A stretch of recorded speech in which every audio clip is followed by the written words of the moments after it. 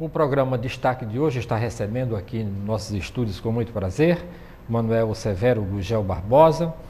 Ele é economista e empresário, atuou no ramo financeiro como gerente e superintendente do BIC Banco S.A., gerente comercial do IBC Calçado, desempenhou atividades públicas por 5 anos como secretário de Cultura e Turismo de Maranguape, 3 anos como chefe de gabinete da Prefeitura de Maranguape, gerente do programa A3P de Capam, Conselho de Políticas e Gestão Meio Ambiente, e atualmente atua na área de assessoria de marketing político e eleitoral.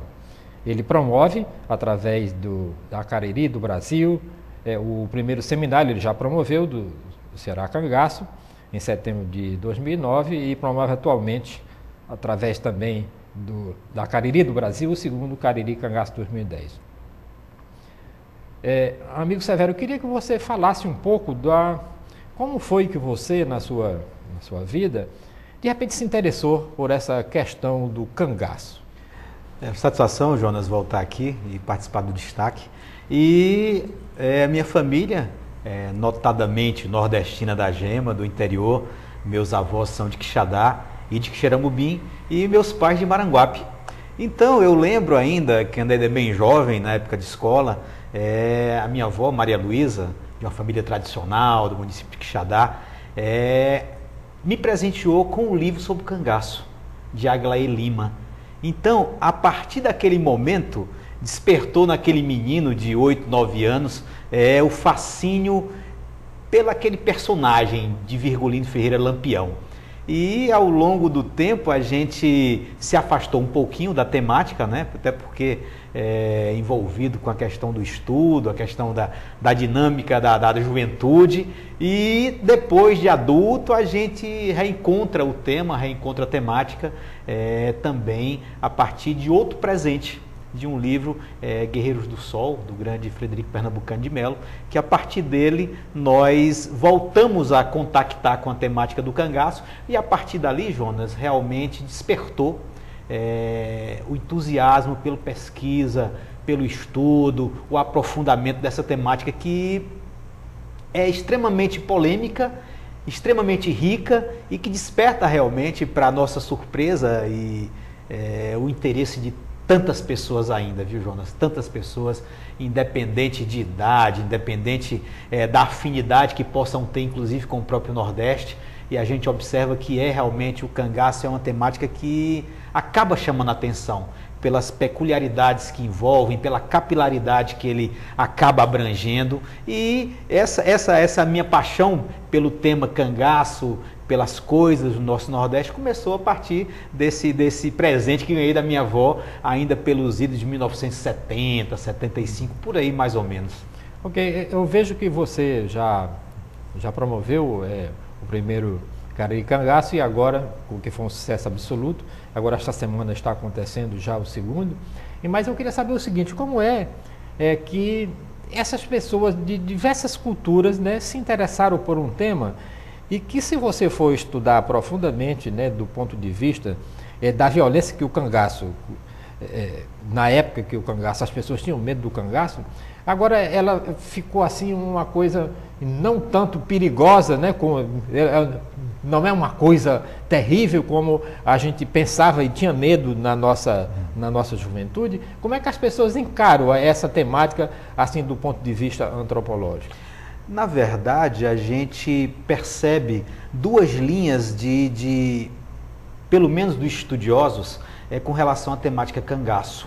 Uma linha voltada para o factual, aquelas pessoas que devotaram sua vida, Jonas, à pesquisa em campo, caminhando pela caatinga, no sertão adentro, ouvindo ainda um ou outro remanescente daquela época.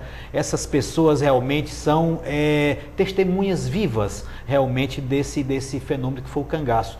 E outra facção, outro grupo de pesquisadores, hoje, notadamente, estão se voltando para uma análise, como você acaba de provocar, mais científica, voltada para a academia, uma visão antropológica, sociológica, entendendo com mais profundidade as causas desse fenômeno.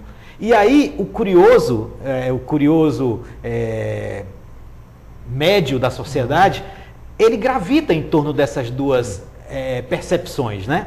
Por exemplo, é uma coisa interessante, no primeiro Cariri Cangaço nós tivemos uma surpresa, 63% das pessoas que se inscreveram, que estiveram conosco, eram meninas, mulheres, garotas.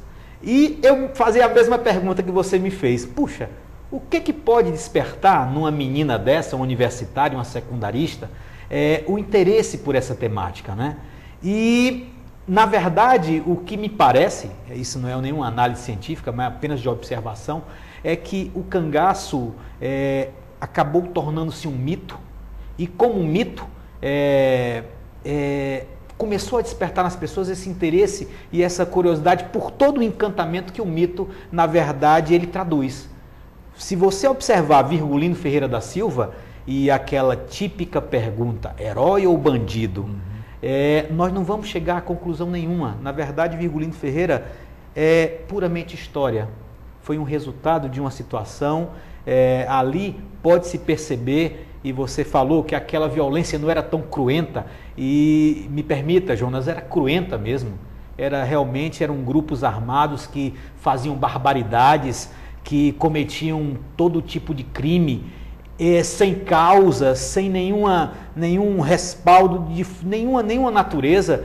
E esse mito acabou realmente despertando, inclusive, eu tenho 3 filhos, e eles, na verdade, os 2 mais velhos, um está na UNB, Universidade lá de Brasília, e pesquisa também o cangaço, e ele tem uma visão completamente diferente daquela que eu, na idade dele, tinha.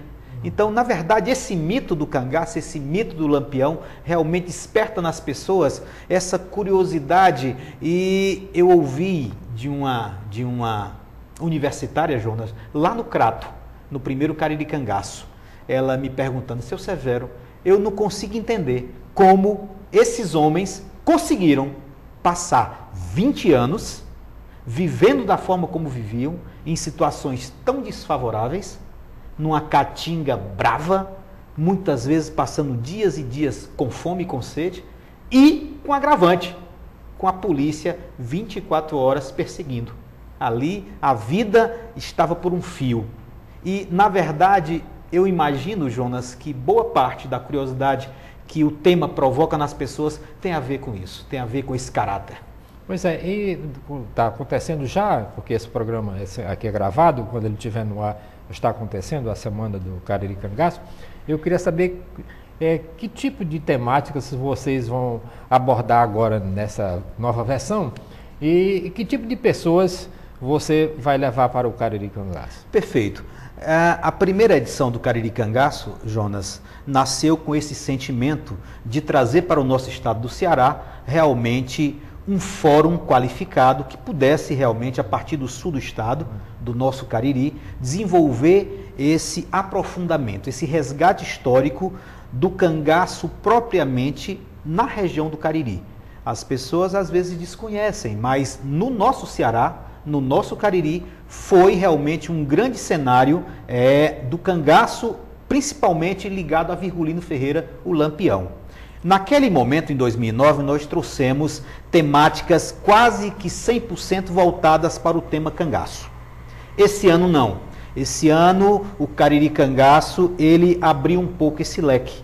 E estamos trazendo temáticas transversais também ao próprio fenômeno. Por exemplo, nós vamos abordar, como o próprio subtema do Cariri Cangaço sugere, que é coronéis, beatos e cangaceiros. Vamos trazer professores renomados, pesquisadores, que vão desenvolver realmente palestras, conferências voltadas para esses temas.